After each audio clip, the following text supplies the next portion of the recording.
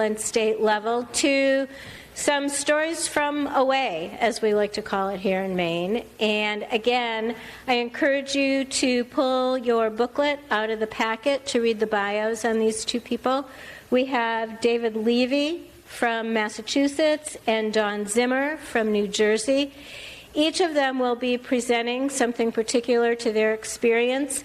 We will be taking questions at the end of each speaker this time. We're not going to hold questions till the end.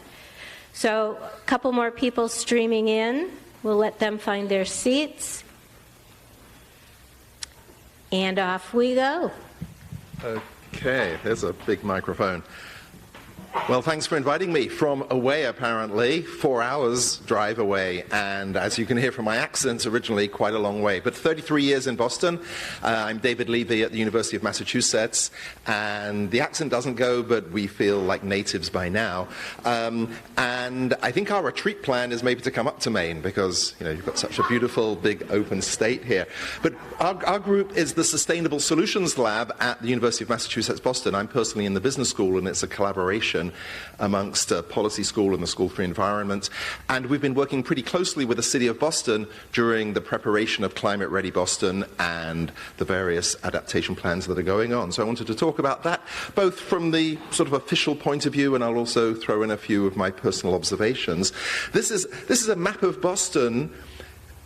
And the darker brown area here is the original Boston from 1630, and you can see just how small a piece of it is, and the beige area here was filled in during the first 250 years, 1630 to 1880, and the blue-grey area, including South Boston Seaport here, filled in since then. And you'll see that the flood maps of Boston show us retreating back to that original piece of Boston, because the rest of it is only a couple of feet above sea level. I accidentally pressed the mute. And as has been pointed out before, the costs of inaction are huge, and hopefully the action will be mitigation, but adaptation is already inevitable. For those of you who know Boston, this is the Marriott down towards the wharf area, and we had two historic storms last year. One of them was already mentioned, obviously affected here as well. And with a lot of ice as well. This was the middle of winter. The January one, the March one, was warming up a little bit and caused a huge amount of damage. The damage was never actually estimated. I haven't seen a final estimate. But each of these was considered to be a 1%, a 1 in 100-year storm. Either you might think we were very unlucky and this is a 1 in 10,000 event, 1 in 10,000 years, or much more likely, these are no longer 100-year storms. But we don't actually know if they're 1 in 10 years, 1 in 20 years. We don't know what the probabilities are. As has been pointed out, the science is unclear, and it's a moving target. 2 years ago, with the record storms, NOAA estimated over $300 billion worth of weather-related damage in the US, and you can just get a sense of the scale of the problem here. Boston, just the phase one here, and we've been involved in these different phases from a summary of the climate projections, the science, to trying to assess the vulnerability, mapping out the city, which areas will flood, how much damage will there be, and then beginning to think about resilience initiatives. I'll be showing you a little bit of this, and then the implementation. We are barely there. Even in Boston, with all the resources, we're still crawling along and not quite fast enough, and running into the financial difficulties. This 3 millimeters a year of sea level rise, moving along, but much faster, it turns out, in the northeast because of Atlantic circulation.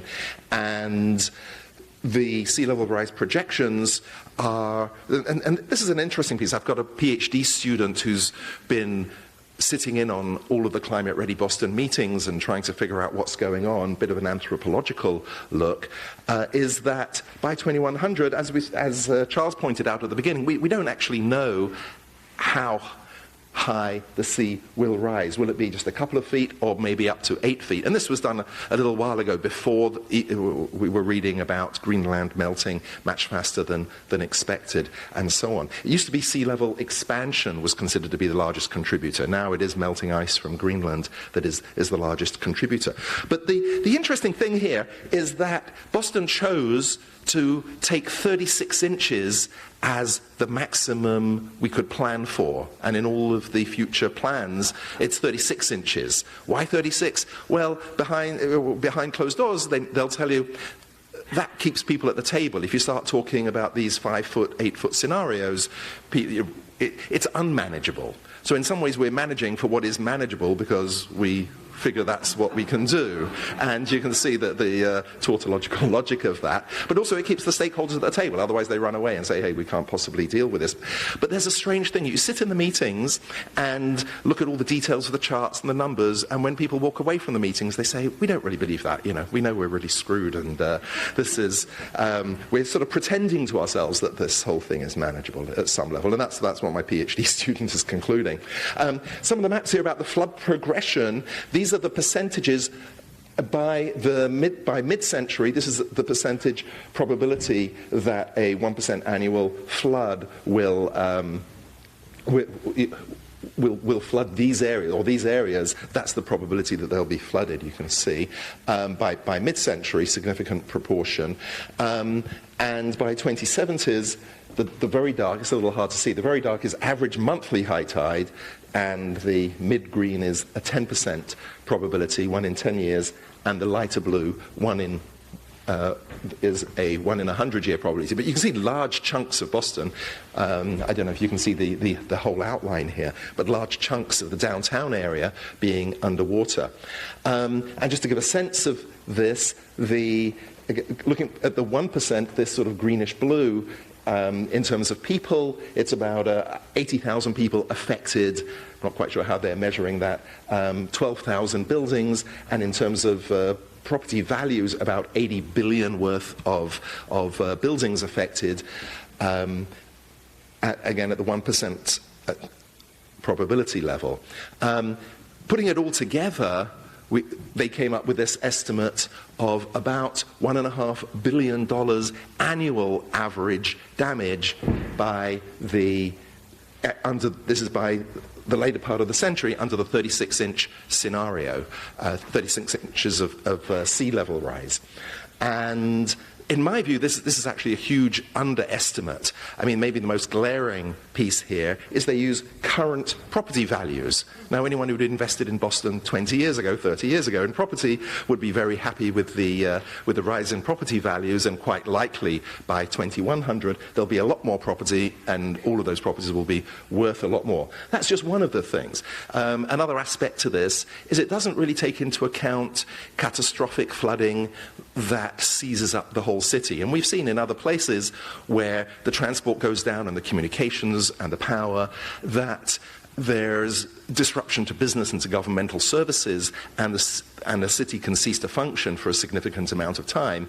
I've seen some statistic, I think it was from FEMA, that smaller businesses, about 40% of businesses affected, never come back to life. And so I think there's a big underestimate of the business interruption and disruption to supply chains. In the longer term, I'm in the business school, and businesses just aren't going to locate here. They're going to figure these areas are too dangerous, too risky. Why pay all the extra costs and risks when you can move somewhere else? So there's that competitiveness of the region impact that certainly isn't included here. And of course, this has a big impact on the municipal finances. In New York, Hurricane Sandy, that really woke the whole region up to this issue, is estimated to have cost about over $40 billion to the region in both private and public losses. Loss of tax revenue, outward migration, provision of all the emergency services.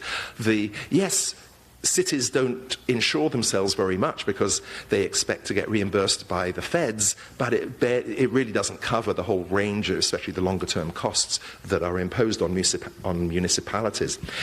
And financial organizations are beginning to wake up to this. Both S&P and Moody's, that do bond ratings, last year announced that they were going to begin to include climate risk as they do these bond ratings. They haven't yet issued guidance exactly how that's going to be calculated, what kind of checklists there'll be. And the metrics here are pretty tough to do, to say, exactly how it's going to affect the bond rating. But certainly it's something to be in there. If your city doesn't have a good climate adaptation plan, you might be downgraded on your bonds and it'll begin to cost you a lot more. Just while I'm thinking about that, when we get to talk about all the fancy financing mechanisms, cat bonds and resilience bonds and green bonds, when I talk to the people in Boston, they say, look, we've got a great credit rating. We can issue bonds tax-free bonds at 2.5%. We don't need all those fancy things. We've got the cheapest kind of financing. If you bring in private capital, it's going to be looking for 8, 10% returns. We can do this right now, at least, very cheaply ourselves at the city level. Might not be true for everyone, but then again, the city has got limited bonding capacity.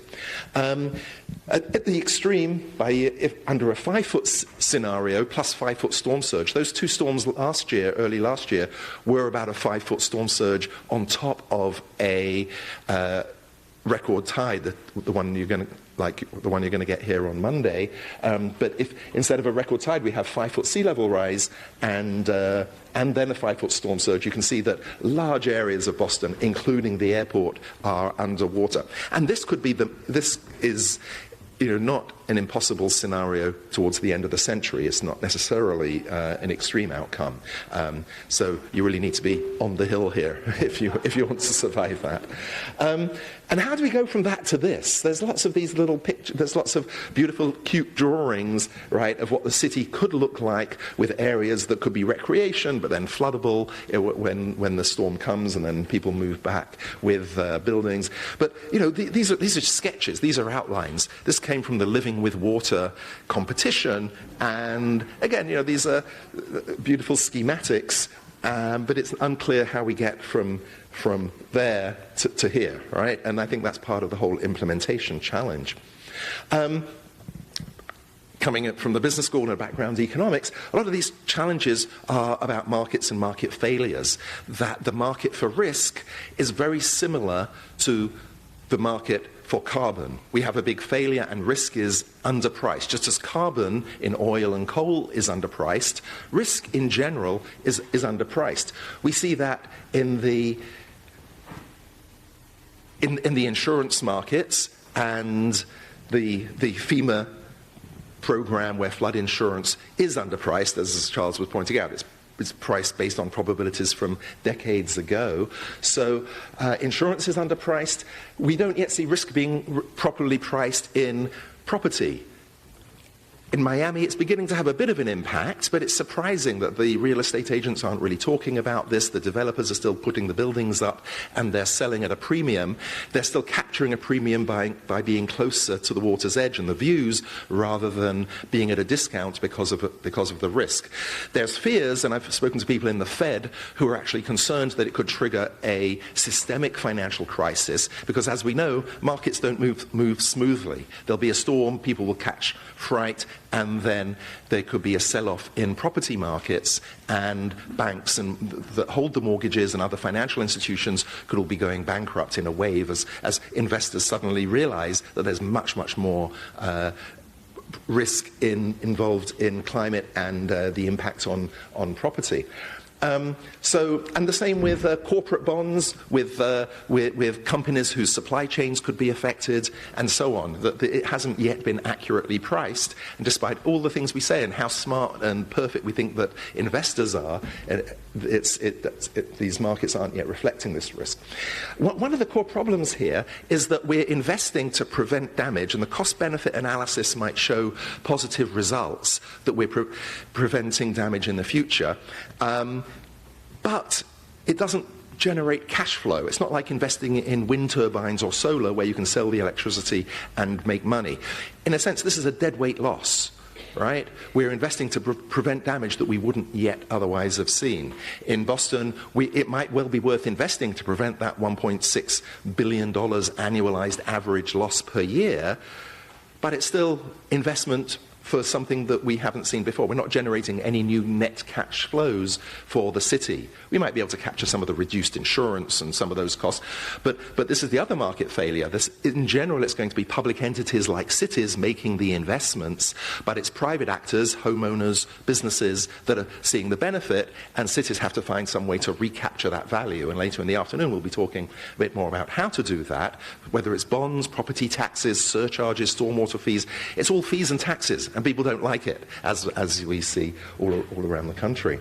Okay, some collective action challenges. Boston, relatively big city. I live in Brookline, have friends who live in Newton and Somerville and Cambridge. My son lives in Cambridge, and they're relatively small. They don't want to kick in the funds, right? It's one of the features compared to where I come from, London, is that cities are fragmented and small here in the US, and it makes collective action challenges in terms of paying and coordinating these things.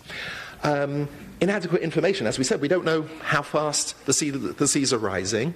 And misaligned incentives. Think of developers. Developer puts up a building and sells it on. Is very much like the cause of the financial crisis, where a mortgage initiator would start a mortgage, take the fee, and repackage it and sell it on to somebody else who bears the risk. So a developer puts up a building, sells it at a premium right now when people aren't thinking about it, and other people pick up the risk later. So the developers don't have the incentive necessarily to make the buildings as resilient as possible. Capital budget constraints, all the municipal people here know about that. Running through these, there's always exceptions to these things, of course. Boston Properties claims that they put up much more resilient buildings and that they can capture some of the value. If you've been to London recently, well, not recently, even this has been around for quite a long time, there's a Thames barrier. You see it, you get a great view of it if you take off from London City Airport. And it's only 500 metres, half a kilometre long, but in today's prices it would cost about $2.5 billion. We were part of a project at UMass looking at a potential 4-mile barrier across the whole harbour of Boston using the islands there. And the estimate of the cost somewhere like the Big Dig, right, getting up towards 12, 15 billion, and we know that those costs can double over time. In the end, this was rejected, partly because of the mechanics of having a giant gate opening and closing that could take 12 hours to open and close, and as sea levels rise, it would be opening and closing far too often, and it could fail.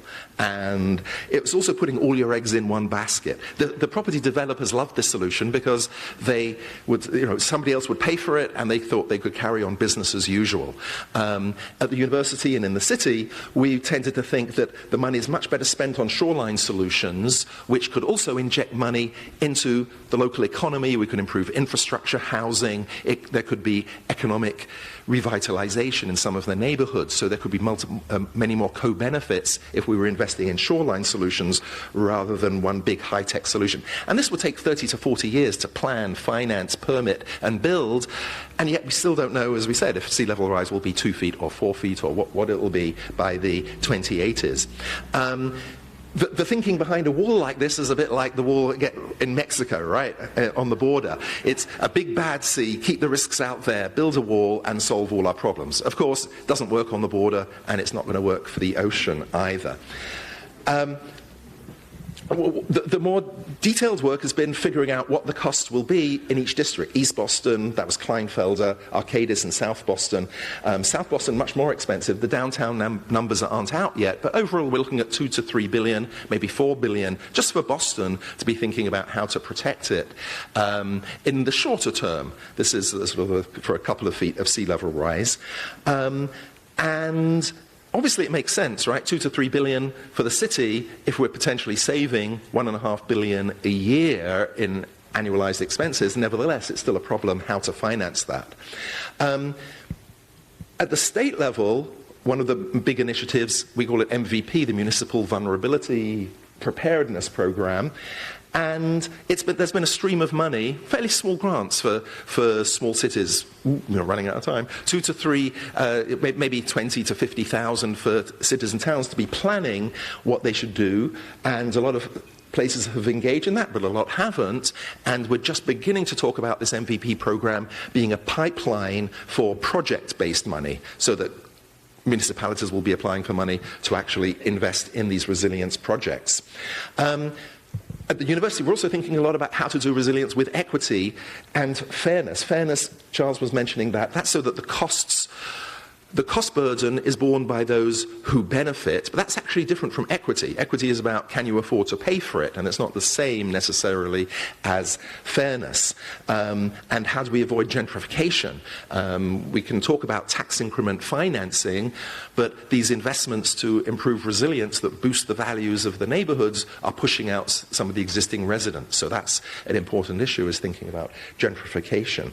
And including the communities in decision-making. What we've tended to see in Boston is that there are community meetings that look a bit like this, that have one set of discussions, and then there's another set of discussions amongst developers and the consultants, Kleinfelder and so on, and they talk a completely different language, and the decision-making isn't really coming out of the communities, and we're thinking about how to address that as well. Well, it looks like the time, I'm looking at the 1 minute thing, and here we are. So there'll be more time a bit later to be talking a bit more detail about some of these things about financing. But thanks very much. Yeah, are we going to have some questions now? We have a minute or two.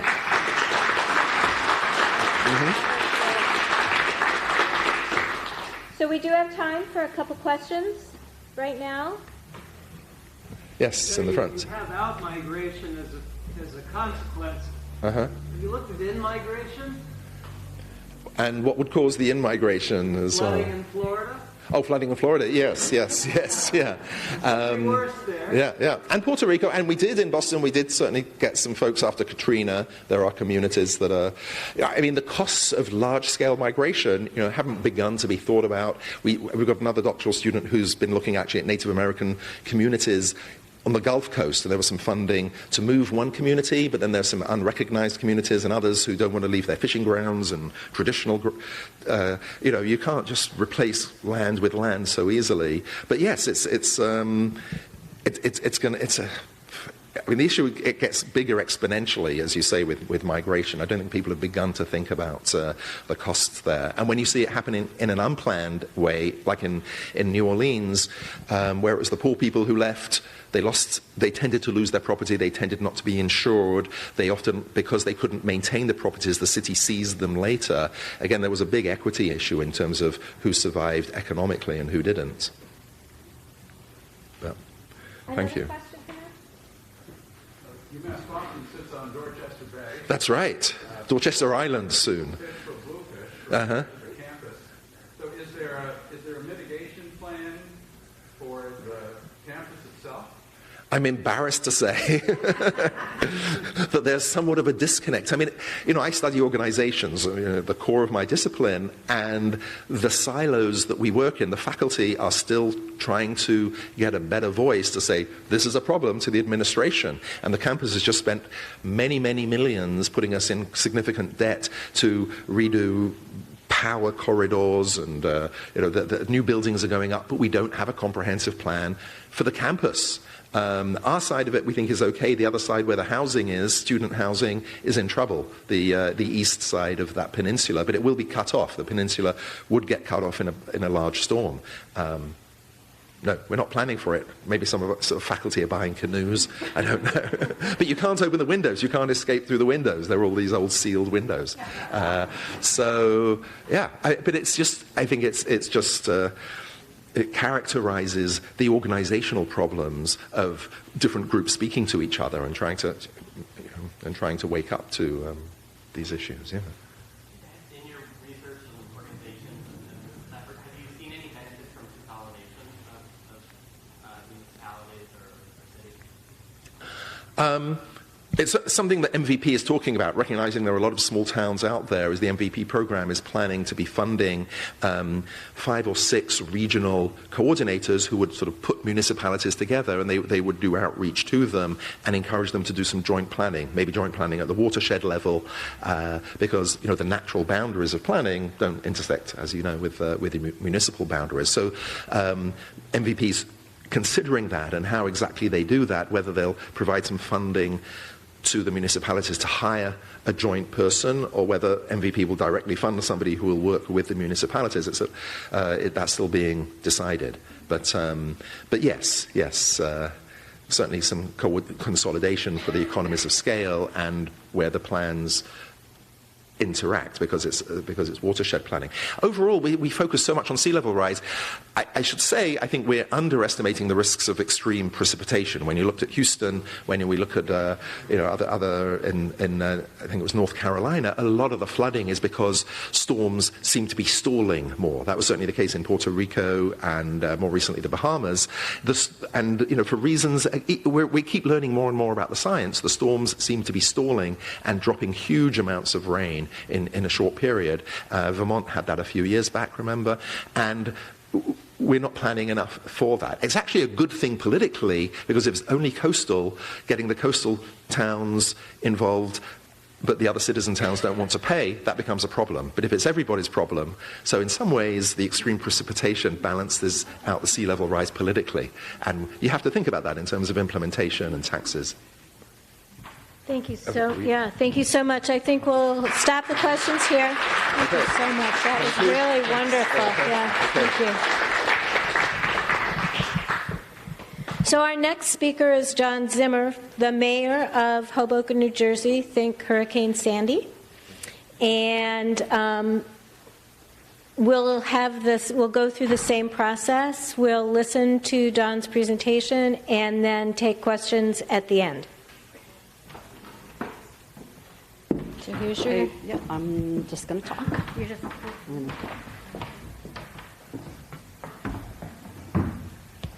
Good morning. How's everyone doing out there? So it's really great to be here. I want to thank the Island Institute for inviting me, and my friend Alan Kratz for inviting me. And I actually grew up in New Hampshire, Laconia, New Hampshire, and went to the University of New Hampshire. So I'm a fellow New Englander, so it's really terrific to be here.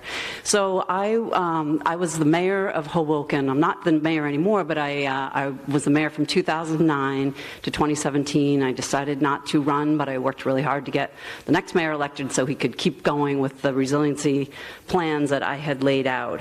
So I want to just really have a conversation with you and share a little bit about, Sandy, what happened in Sandy, what I think is really important to keep a community safe through Sandy, and some funding options. And so I think there's really three things that we're talking about. We're talking about flood resiliency, energy resiliency, and community resiliency. And so I want to touch on those three things. So just to give you, again, a little bit of background on Hoboken, we're a 1 mile square city located directly across from New York City.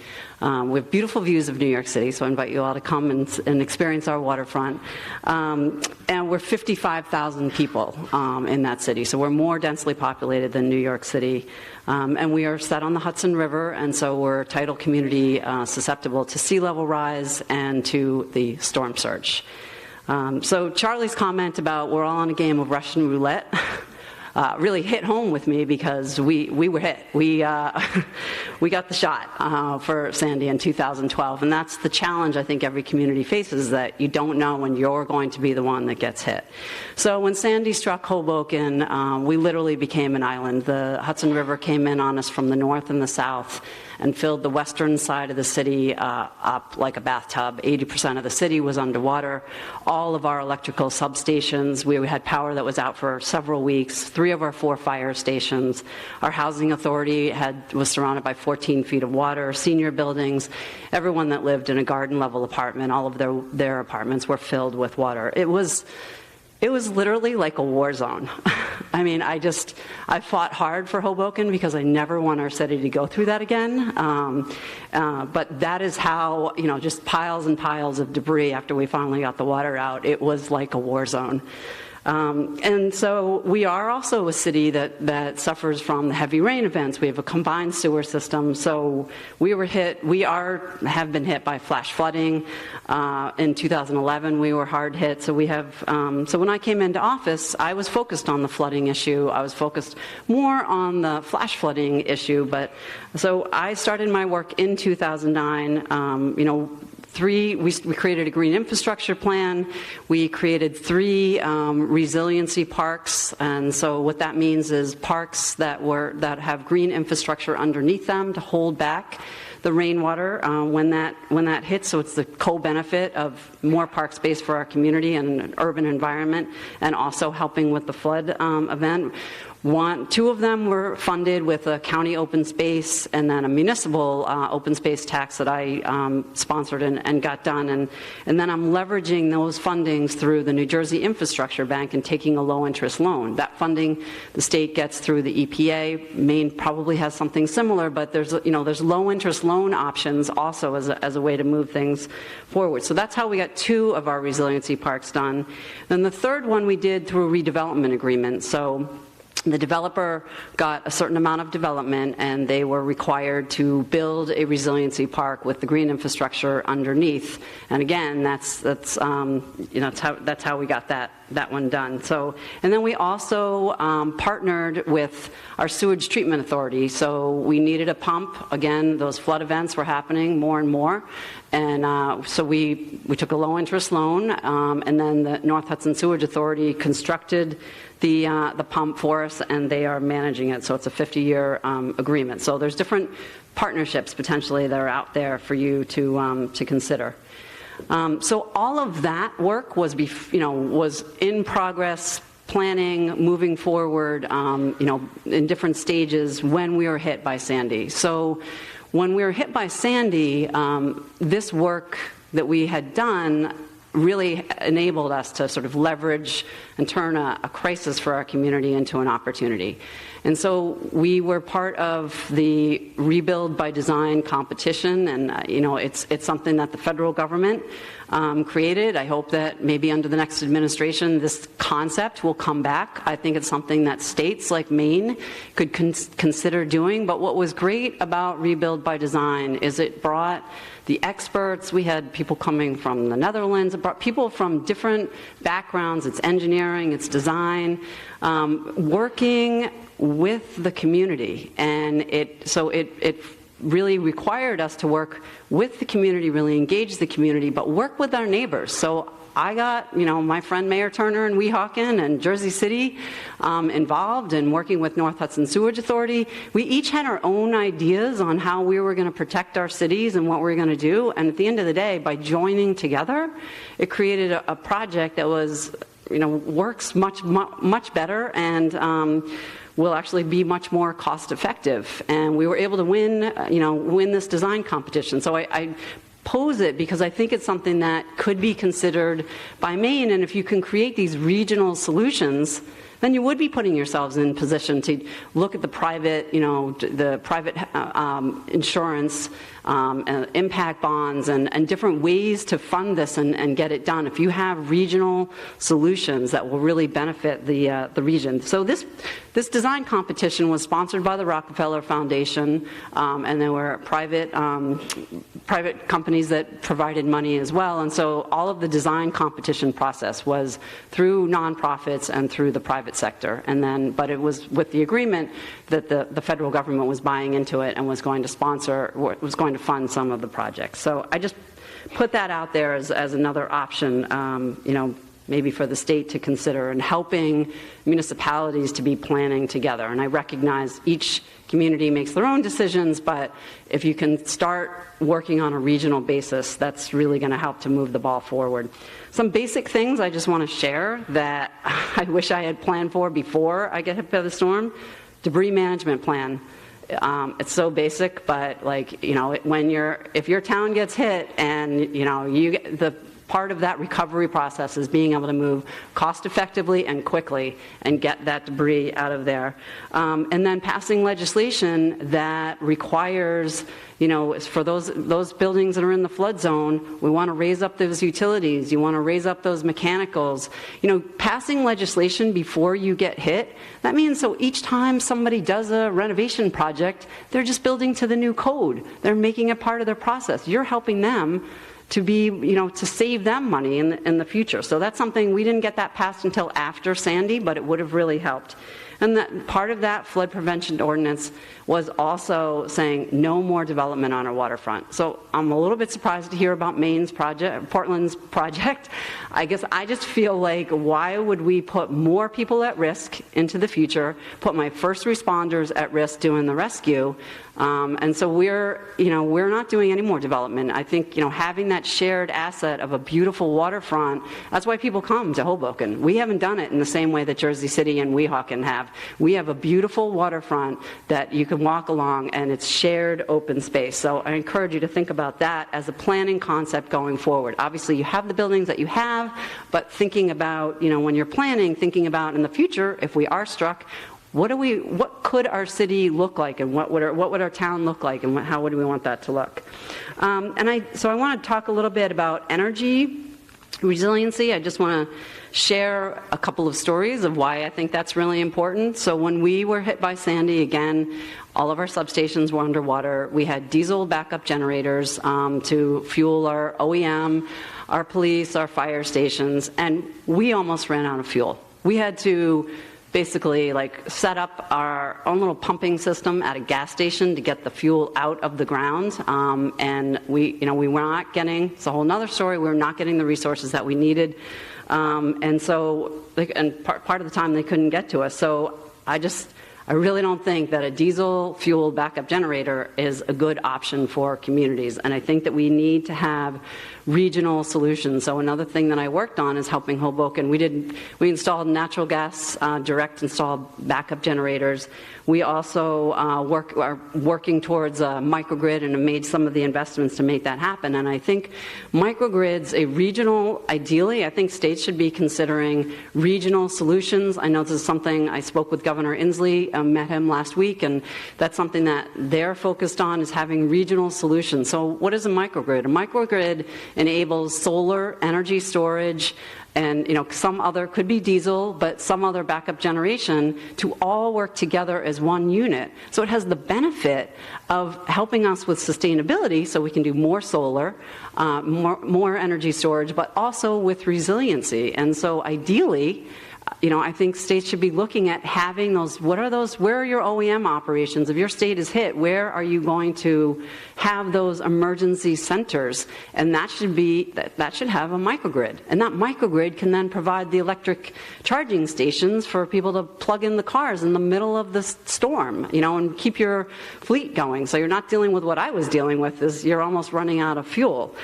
So how would this get funded? Ideally, if the decision-making comes from the state, then the states can be saying to the utilities, this is what we want to do, this is what you need to make part of your plan, this is how it happens, and it gets kind of funded through the utilities, through the state process. If it doesn't happen that way, another option is there are private companies that will come in and do the investment, and it can be done on the municipal level, which is something I know Hoboken is looking at, but it's a little bit more challenging, and I feel like that can be part of the planning process. And a regional approach, the technology enables not only for a microgrid to work for that one community, but if the state is working with the utilities, those series of microgrids can be almost like a virtual power plant. They can work together as one. So when there's peak demand, the state would actually be providing power, clean power from solar, from energy storage, rather than from the regular power plant system. So, and then the last thing I just want to mention is a community, the importance of social resiliency. So we had a community emergency response team, and that community emergency response team really made the difference, really helped us to save lives, and that's something we created it through its volunteers, and FEMA offers, helped us with kind of organizing the training programs, but those volunteers went around knocking on doors, before Sandy was coming, and so many people said to me, you saved my life, because, I know you called for an evacuation of ground floor apartments, but I wasn't really going to go until someone knocked on my door and said, you're at risk and you might want to think about evacuating. And people did, because we had people knocking on doors. And so, and they helped with running the shelters. They helped with, we had a pod system for delivering food. We found that we actually needed to get medicine to our seniors, and so they were delivering medicine to the seniors. No one died in Hoboken. No one died in Hoboken because of all these things that we did. And so I really feel very strongly that, it's flood resiliency, it's energy resiliency. You need a way you're going to keep your community safe and keep them safe after the storm, especially if Maine is at risk of having these storms come in the middle of the winter. And then community resiliency, and CERT teams can really make a big difference.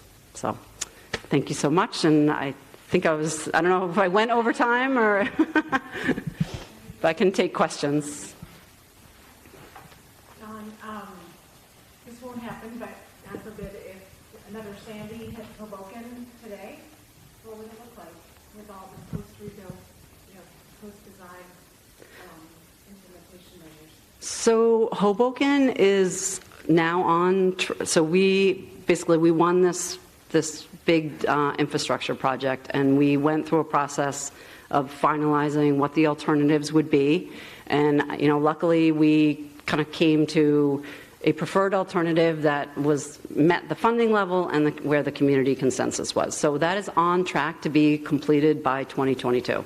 So, hopefully, so if we get struck after 2022 and this project is built, and again, it's something that protects from the water coming in, but maybe you're not going to get all the water, so that's why the flood, the resiliency parks and the pumps, it all works together as an integrated system. It's a 4-part water management strategy. So if we're hit after 2022, we will be the model for adaptation probably in the country, because we're going to protect almost the entire city. So there are 40 buildings that are not going to be protected, and I was trying to advocate for them, again, doing individual protection, helping them with deployable systems. There are options, but that was literally by choice. I mean, people, luxury buildings on the waterfront, they're like, you will not put something in front of our building, and they really worked and so ultimately we came to an alignment that goes inland, doesn't protect absolutely everyone, but it's actually cheaper for maintenance, and it's where the funding level was. So I'm going to answer it like it's after 2022 when this project is done. We will be fully protected. You just outlined what happened during Sandy and then what your response was. For a lot of communities, it's sort of, it's not real. Yeah. Until they have a disaster. Is there sort of a difficult concern in our community, and this is why we do what we do? Is there information on your website or somewhere we can point our communities to go look at, okay, this is a real-life experience that this community had, and this is what they learned from it, so that we don't have to repeat that mistake over and over?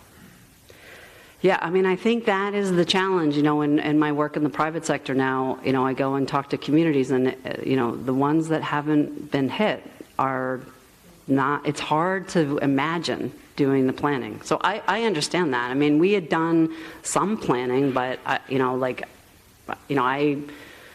didn't really understand what it meant for the water to come in. And so I think that there are some nonprofits and private companies working on this, but I have thought about trying to help the city, or somehow creating that kind of a website, because I do think it's that's the challenge. And I don't know whether it could be sort of my suggestion would be trying to do almost like workshops where it's like you're getting that science, you're kind of modeling it, and you're looking at other communities, and because it's a continuous conversation. It's not, so you can have people look at a website, but ultimately it really is a continuous conversation. And one big thing that I learned through the process was that everyone comes to the conversation from a very different perspective. So there are those that flooded, and there are those that don't, and there are those that don't want to be impacted by. So the challenge for us is the intervention is going to be mostly along the waterfront, and where people didn't actually flood right along the waterfront. The water went to the western side of the city, and so people are more concerned about their property values than they are about what happens to Hoboken. And so recognizing that. So, but I do think, I recognize that's a challenge, but I would say trying to, get the science, get the information, and having conversations with the community about what those risks are and what they really look like.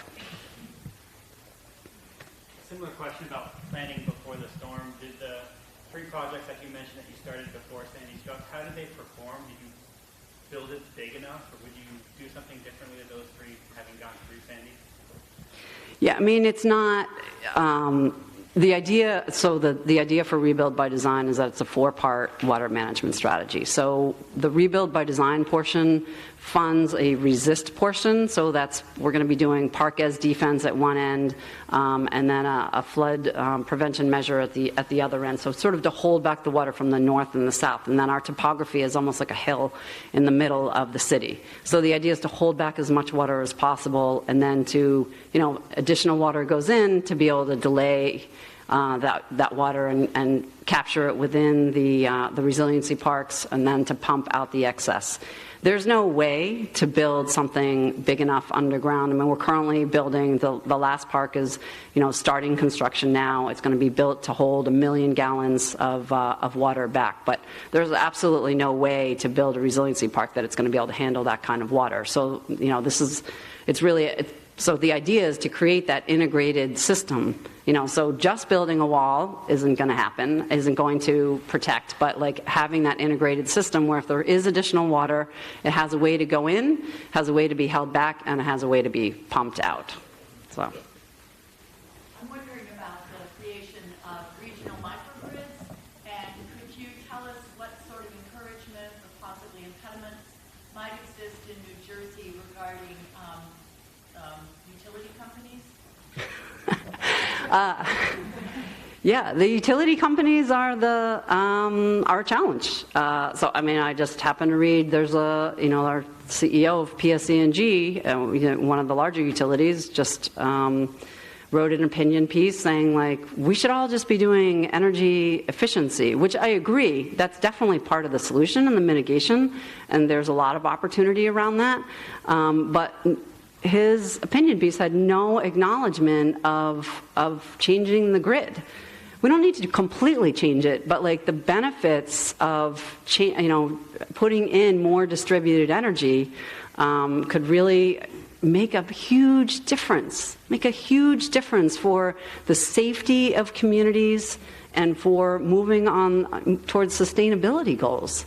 So it's, and I met with PSE&G and they said, well, if it's in the Energy Master Plan, we'll do it. And so I'm trying to advocate with the state, say, like, make sure it's in the Energy Master Plan, because otherwise PSE&G clearly is not going to do it. So that's the challenge, So, yeah, I mean, change is hard, and, they have a certain structure. I mean, I'm not an expert on how the utilities work, but in New Jersey, anyway, there's big resistance towards moving towards distributed energy from what I can see. So, from my perspective, looking at New Jersey, if you really want to get it done and get it done faster, the push needs to come from the state telling the utilities, this is what we want to do, and this is what you're going to have to do.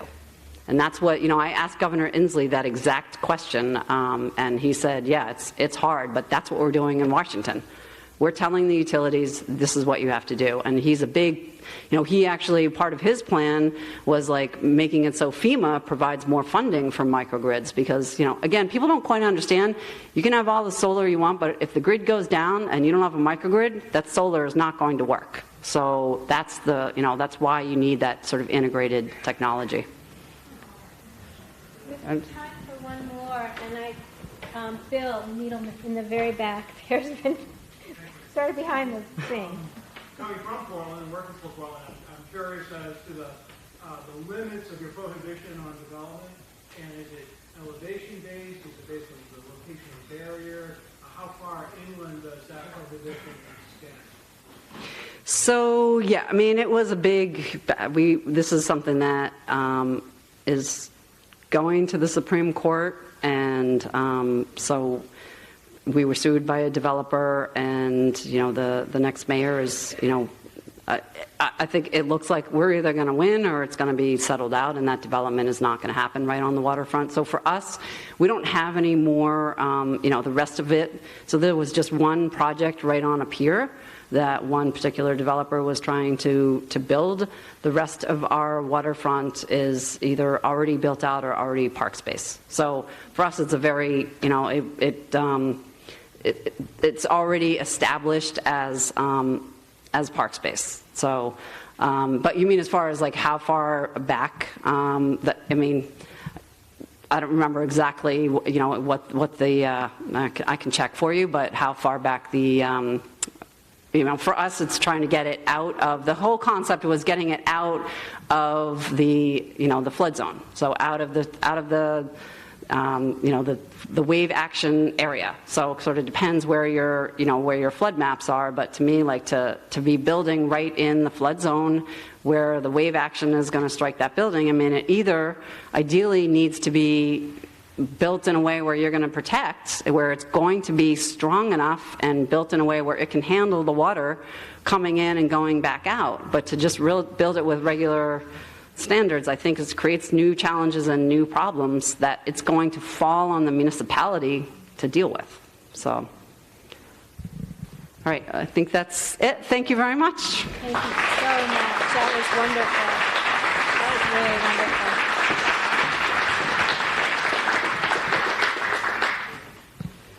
Whoa, a lot of great information and wonderful presenters. We're almost to lunch, so if we could just keep your attention here for a few more minutes. We're going to close the morning session hearing from the Island Institute, Megan Grable of the Island Institute, on some work that they are in the process of putting together that's very specific to Maine about the economic impacts of rising waters. So, Megan. I think I got one. Is this? Oh, yeah? We're good? Okay. So, good morning. Last presentation before lunch. We've heard many wonderfully terrifying statistics and stories today that should provide some great food for thought. But I wanted to add one more little tidbit before you go by sharing with you the preliminary results of our analysis, the cost of inaction. So we've decided to share these results with you via a story map, which most of you are probably already familiar with this format. It's a digital, interactive format where you can combine multiple types of media in order to tell what hopefully ends up being a very compelling story. We hope that you will provide us feedback as we're continuing this study, and we are in the preliminary stages of this. And the great thing about a story map in a digital format is that it's organic, and it can change things in seconds. So, what do we know? We know that the threat of sea level rise is going to fundamentally change the economy and the way of life of Maine's island and coastal communities. And for this reason, the Island Institute decided to elevate the impacts of sea level rise on the priority list of the conversations of our communities by coming together with a study and hiring consultants to do an economic impact analysis of sea level rise. These three analysts were an economist, Mike Levert, our GIS analyst, Judy Colby-George, and our planning help, Liz Hertz.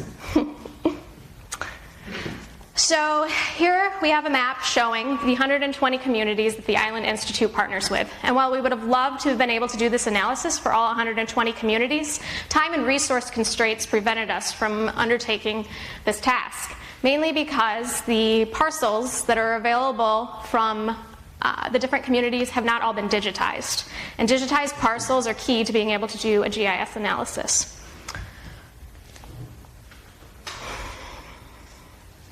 So we decided instead to pick 3 communities that would be representative of many of Maine's island and coastal communities. The first one we picked was an island community, Vinyl Haven. Our second one was a down east community, Stonington. And then the third one, we wanted a southern Maine beach community, Scarborough. And these maps are interactive, so if we click on it, on Scarborough, you can see the acres that'll be inundated at the 6.1 foot scenario. And if we scroll down, it'll show the percentage of Scarborough if we hover over the bar. So 6.1, we can see Scarborough, 17% of their land will be inundated at a 6.1 scenario.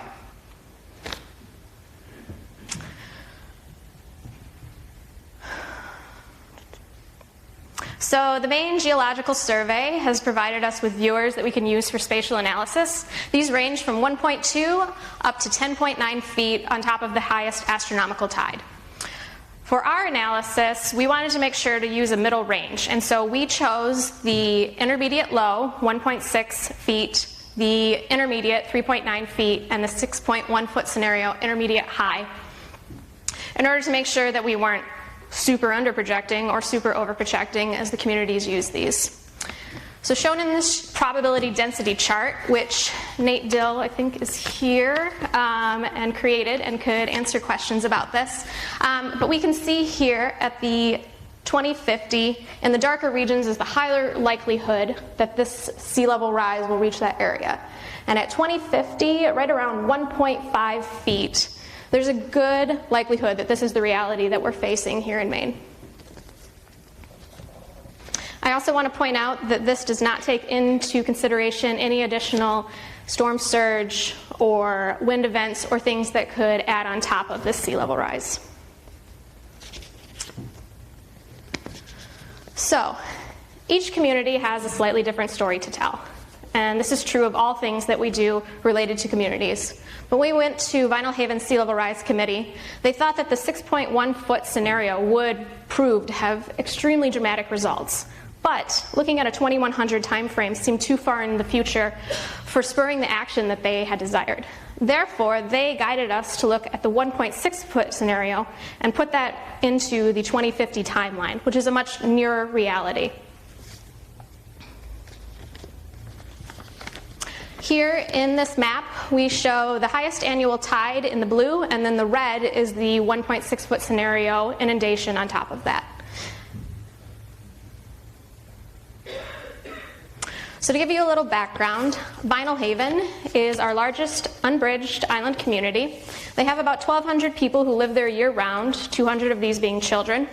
Their annual budget is about $7.5 million, but that includes a $4.4 million for the school. So really the operating budget of Vinyl Haven town is closer to $3.1 million.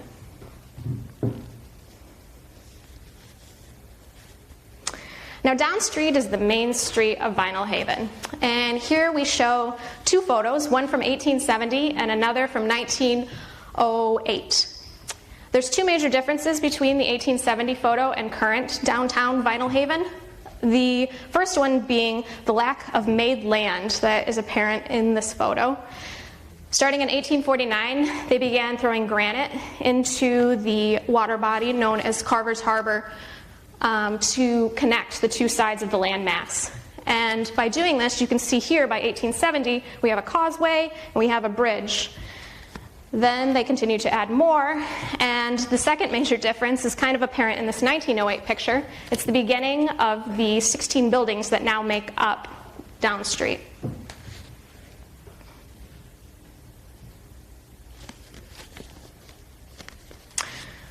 Down Street today functions as the central business district of Vinyl Haven.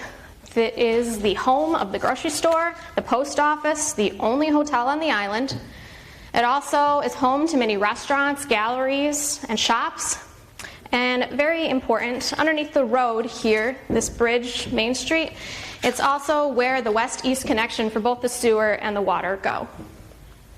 This map, again, shows the flooding at the 1.6 level, and you can already see that more inundation is happening to their downtown on top of some of the flooding they're already experiencing.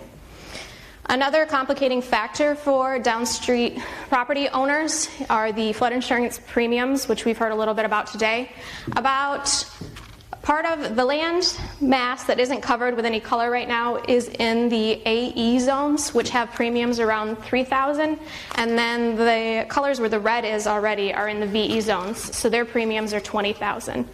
This means that a lot of people can't afford or can't go for typical bank financing, and instead these are cash property transactions or owner financing that's happening, which has greatly changed who is able to buy on Main Street.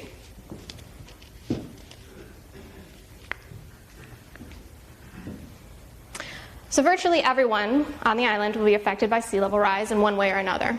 With 1.6 feet of sea level rise, according to our analysis, about 2/5 of residential properties, meaning the parcel, so the land, will be inundated, and 2/3 of the commercial properties. This also means that 30 homes, so now I am talking about the physical structure, as well as 20 commercial businesses will be inundated. And these 20 commercial buildings represent over 1/3 of business structures on the island, which will put more than 100 workers and $3.5 million of annual wages at risk. And while it's hard to estimate how the property tax burden will shift, what we do know for sure is that it's going to shift inland as coastal properties flood.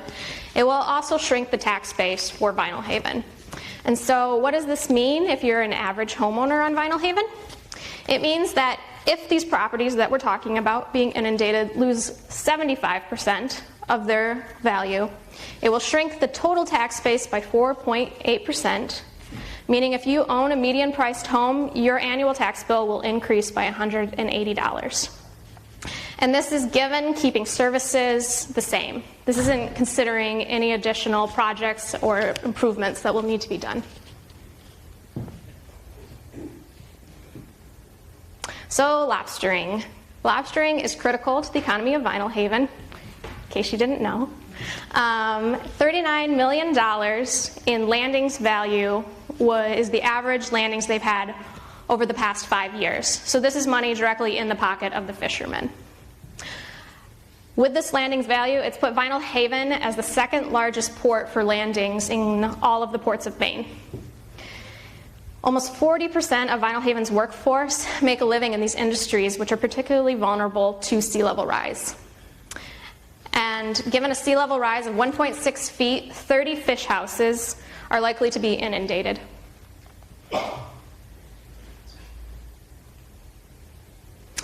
Another key component of Vinyl Haven is the ferry. 1/4 of the workforce earn a living on industries that are dependent on visitors to the island who arrive by the ferry. In the summer, ferry traffic doubles, Vinyl Haven's population triples, and this results in a 40% increase in employment. The other key part of the ferry, besides bringing everything you need to and from the island, is its role in emergency. There was 196 calls that the Vinyl Haven ambulance responded to last year, and 47 of these had to be transported off the island on the ferry because air or the Coast Guard were not viable options at that time. Last year, the ferry was shut down multiple times because of higher than normal seas. It has to be shut down because of the ferry transfer bridge. It makes it unsafe to load or unload passengers or cargo, and these cancellations will jeopardize the 140,000 people as well as the 45,000 vehicles that are transported to the island each year. As these seas continue to rise and cancellations become more frequent, the ferry transfer bridge will eventually have to either be upgraded or moved. And this is currently a study being undertaken by the Maine coastal programs on 10 community critical infrastructure sites in Penobscot Bay. Results should be coming forth in October. The road infrastructure is another key part of infrastructure for the island. According to our analysis, 3 miles will be flooded. On average, it costs $2 million a mile to rehab and $3.8 million to reconstruct. If we multiply, we get 11.4, but there's many factors that go into building road on an island, including transportation of materials, people, and machines, which greatly complicates coming up with this number. To to leave you on a positive note. Vinyl Haven has been very forward-looking on sea level rise. They have appointed a sea level rise committee that began raising awareness over 3 years ago about the threat. They used a coastal communities grant to complete a sea level rise and storm surge analysis, which helps them understand their vulnerabilities and risks and better plan. And they've completed the Maine flood resiliency checklist. Another benefit of Vinyl Haven is that it is made up of mainly high ground, and many of their coastal properties are set far enough back to not be inundated. So with this planning that they've already done, communities that have started this are aware of those vulnerabilities and are starting to understand these costs of the action that it's going to take, are going to be in a much better position for accessing the financing that we're talking about here today, as well as any potential opportunities that are going to come up in the future. And I wanted to take a moment to thank everybody that's been involved in this analysis, because it wasn't just me. Some of them are here today. Our Sea Level Rise Committee from Vinyl Haven is here. If you've been involved in the study, can you stand up?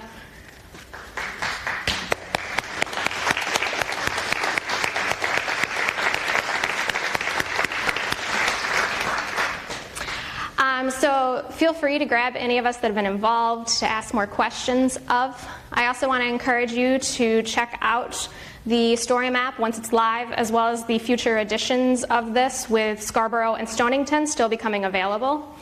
And with that, I will take questions.